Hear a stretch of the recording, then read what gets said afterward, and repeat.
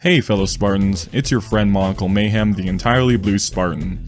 Today I want to share with you my realistic expectations for Halo Infinite. What do I mean by realistic?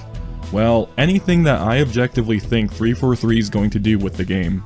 Things that 343 can't leave out this time, after all the hate, begging, and pleading. 343 has made some notable changes to how they treat Halo, and I'm not going to be a fanboy and assume everything's okay just because of some classic designs seen in a teaser, but I'm also not going to ignore their obvious improvements. When you take into consideration all their prior failings and the consequential backlash to those failings, as well as some of the attempts to fix their mistakes and the little teases they've been dropping, that Reach did a really great job there. I can confidently predict that Halo Infinite will at least be slightly better than Halo 5. We'll see. Let's get to the list. Number 1. Classic Playlists. This is one that not many have brought up. The topic is get rid of Spartan abilities and sprint and call it good. If not, the franchise is doomed. While I think Halo is fine without all those features, if we are stuck with advanced movement, then we should at least get separate classic playlists. Permanent, of course, because we've been asking long enough. Of course there's the issue that it might split up the player base, but I doubt it. Many older fans left because they felt the game is just going down the wrong path. But if news hits that classic gameplay has returned, you bet your ass they'll come back. Also, if 343 releases the game on PC and allows cross-platform, I'm sure that will increase the player count even more. Number 2. Playable Elites. We've been asking for so long.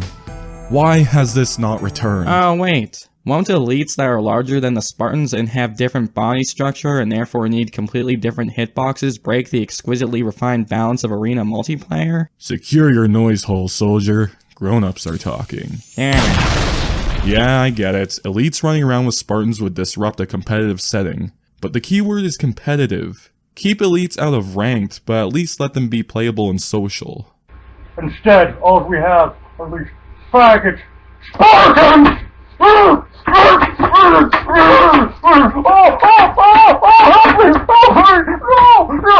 And sure, that would require creating an entirely new player hitbox, animations, and model. But the elites have their own models, hitboxes in the campaign. Surely you can link that to a player rig or whatever.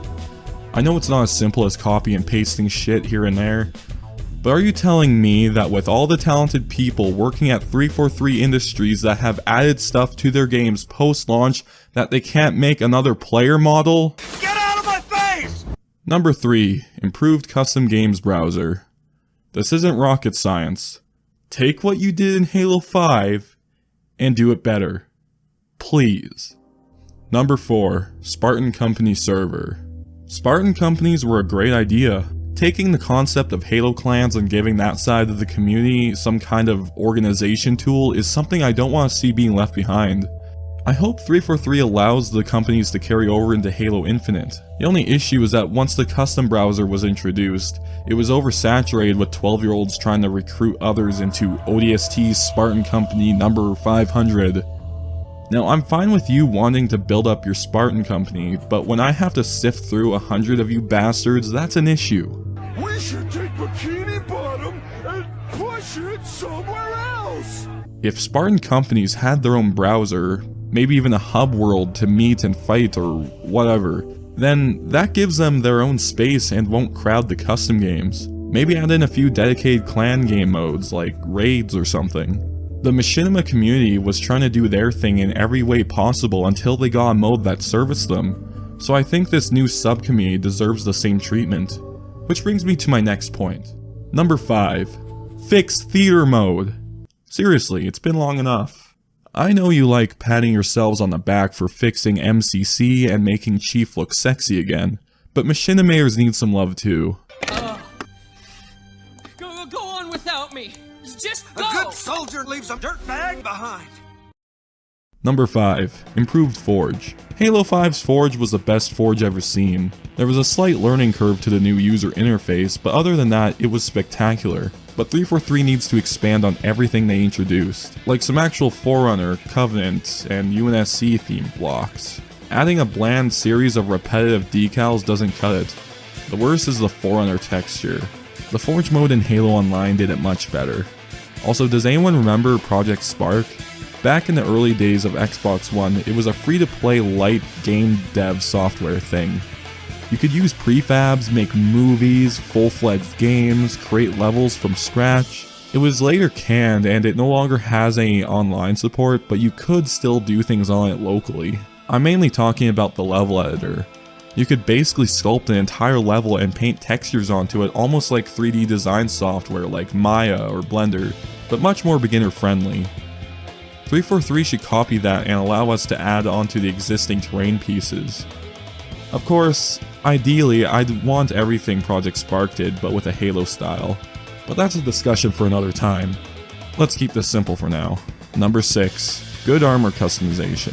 Halo 5's armor customization was a complete shit show.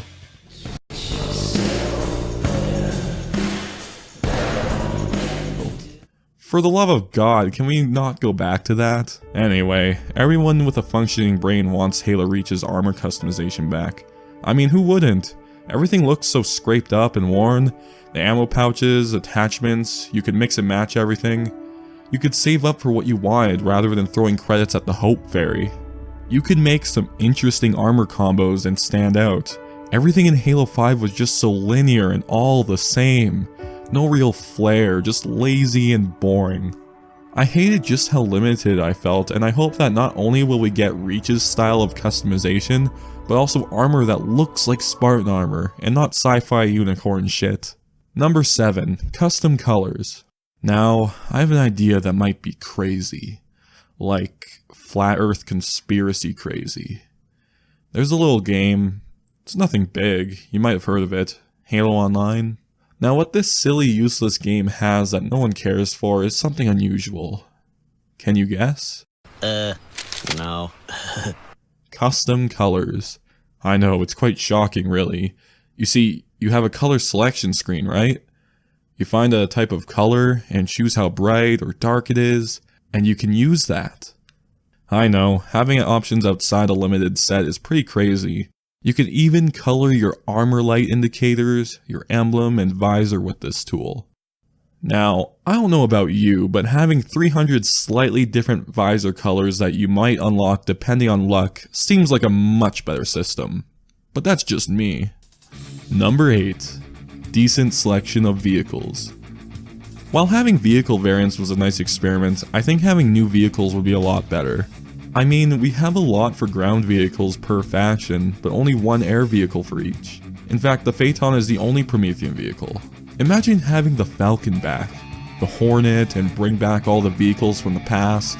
There's just too many good ones to be left out. I don't know if you've ever had a Warthog take on a Prowler, but that was some good shit. There are so many cool vehicles from the Halo Wars games that could be great additions to the multiplayer sandbox. Imagine piloting a vampire for the first time, or driving a Wolverine and Grizzly. Like, there's a sea of untouched potential and all 343 can come up with is a passengerless Hornet and a Forerunner vehicle that is just a modified Wasp. Disappointed! Well, that's enough mayhem for today. I have a lot more ideas, but I don't want this to go on for too long, so I'll save that for another day. If you enjoyed the video, please hit the like button and subscribe because there's more to come. Also, it's been a long while since my last upload, so thank you to my generous amount of subscribers for sticking with me through this long wait period. I now have some decent recording equipment and a new computer, which is a powerhouse compared to my old one, so making videos has streamlined significantly. So I might be able to get out at least 2 videos a month from now on, maybe more. I might consider reviewing this in my next video. I'm not sponsored by CyberPower, but really, if you're someone who's new to gaming PCs, I'd recommend checking them out because I'm not disappointed with this beauty one bit. Goodbye.